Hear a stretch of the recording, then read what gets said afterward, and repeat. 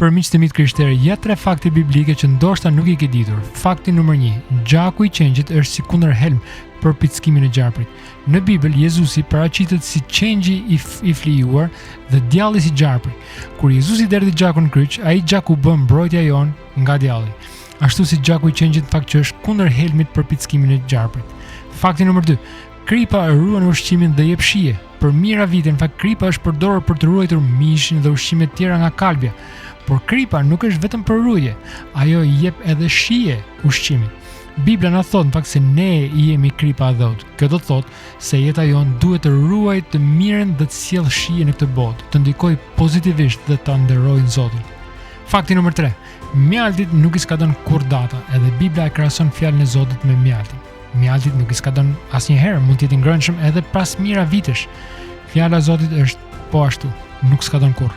Pavarësisht sa vjetër është, do jetë gjithmonë e vlefshme, edhe në vitin 2025, edhe në 2030 deri në përjetësi.